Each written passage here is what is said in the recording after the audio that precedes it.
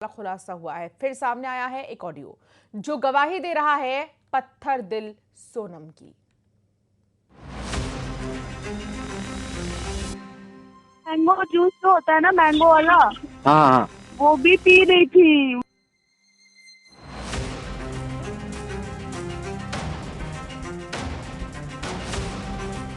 सुना ना आपने, सोनम ने पति की हत्या के बाद कितने ऐश किए, कितनी बेफिक्र थी कातिल बीवी सोनम।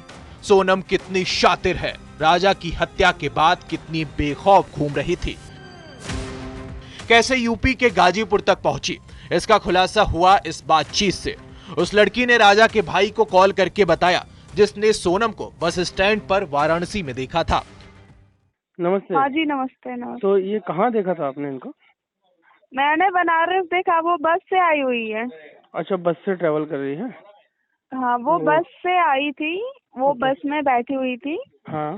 शायद वहाँ पे अगर बस स्टैंड पे कैमरा लगा होगा तो अंतर्राष्ट्रीय बस स्टैंड नाम है उसका। अच्छा, अंतर्राष्ट्रीय। आप कहाँ बस में ही थे क्या? हाँ, मैं बस से लखनऊ से आ रही थी। मेरी आंटी की डेथ हुई थी, 6 को हुई थी, हाँ। बट 7-8 को आई मैं। तो ओके। उस बस में वो भी बैठी हुई थी। ओके, उस बस में वो बैठे। बस का नंबर वगैरह, ये रिजर्वेशन वाली बस थी कि कौन सी बस थी? वो सरकारी बस थी। सरकारी मतलब जिसमें बैठते हैं और टिकट लेते हैं अपन, है ना? कलेक्ट, वो जो टिकट कलेक्टर टिकट देता है, वही है ना? हाँ। लड़की को यकीन ही नहीं था ये वही सोनम है जिसकी तलाश में सोहरा में सर्च ऑपरेशन चल रहा है। मेघालय पुलिस जमीन आसमान एक कर रही है। यही नहीं, उस दिन सोनम को 2 लड़के बस में बिठाने आए थे और सोनम पति के कत्ल के बाद मैंगो जूस पी रही थी। गाजीपुर में नहीं उतरी है, वो नंदगंज में उतरी है। नंदगंज में उतरी है। मैं पूरा डरी हुई हूँ। मैंने जब से न्यूज देखा है ना, तब से मैं बोल रही हूँ ये लड़की, लग नहीं रहा था कि ये मर्डर, मतलब ऐसा कुछ करा हुआ है। अच्छा। वो इतनी मेंटली नहीं है, वो पूरा साजिश, मतलब एक राजा को ब्लैकमेलिंग, मुझे नहीं लगता था। वो बैठे हुए थे, वो मैंगो जूस जो होता है ना, मैंगो वाला, हाँ। वो भी पी रही थी। वो उस टाइप का नहीं लग रहा था कि बनारस में ही। काली टी शर्ट और जीन्स पहनी थी सोनम ने। यानी 8-9 जून की दरमियानी रात, जिस दिन सोनम गाजीपुर के ढाबे पर मिली थी। सब कुछ पहले से प्लान था, कैसे इंदौर से वाराणसी पहुंचना है, फिर गाजीपुर पहुंचकर खुद के अपहरण की झूठी कहानी सुनाई थी जिससे वो बच जाए। अब उस बस कंडक्टर का ऑडियो जिसने बताया सोनम ने क्या क्या कहा।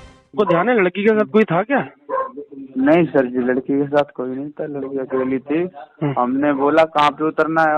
हाँ, सैदपुर आया, पहला स्टॉप आया। हमने कहा यहाँ पे उतरना है। हमने आगे बुलाया, हमने यहाँ पे उतरना है। उन्होंने बोला यहाँ पे नहीं उतरना है, आगे उतरना, आगे वाले कट पे। चलो ठीक है, आगे पहुँचे तो उसने बोला यहाँ पे उतार दो। हमने वहाँ पे उतार दिया। अच्छा, उसकी मानसिक स्थिति कुछ ऐसी लग रही थी आपको? कैसी, सही है, खराब है, क्या है? हाँ, वो तो लग रही है, गड़बड़ लग रही। इससे समझा जा सकता है आरोपी सोनम और राज कुशवाहा ने मिलकर क्या साजिश रची थी। ऐसी खौफनाक साजिश जो होश उड़ा दे। राज कुशवाहा और सोनम के बदलते बयान, बचने का खौफनाक प्लान, जिसके लिए राजा रघुवंशी के भाई का कहना है कि इनका नार्को टेस्ट होना चाहिए। मेरी पहली जांच के लिए ये मांग गई मेघालय सरकार से कि जिस तरह से गुमराह करके घुमा रही है राज और सोनम, तो इनके नार्को टेस्ट मांग करी जाए। इससे वो भी चीज़ साथ में आएगी, क्योंकि जिस तरह से मैं पेपर में पढ़ता हूँ कि आज जो यहाँ गई थी, वहाँ 15 दिन वहाँ रही है, उसने वो करा है। सोनम और राज ने मिलकर ऐसा मैप तैयार किया था जिसमें फूक कर हर कदम रखा जा रहा था। यानी 23 मई को राजा की हत्या, फिर गैंग के साथ सोनम का भागकर इंदौर आना, इंदौर में फ्लैट किराए पर लेना, उसके बाद गैंग के पकड़े जाने के डर से सोनम का इंदौर से गाजीपुर तक का सफर, जिसका ये ऑडियो सामने आया है।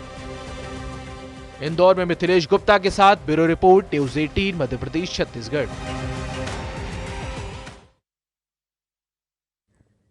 अब खुलासा होगा सोनम के सेफ हाउस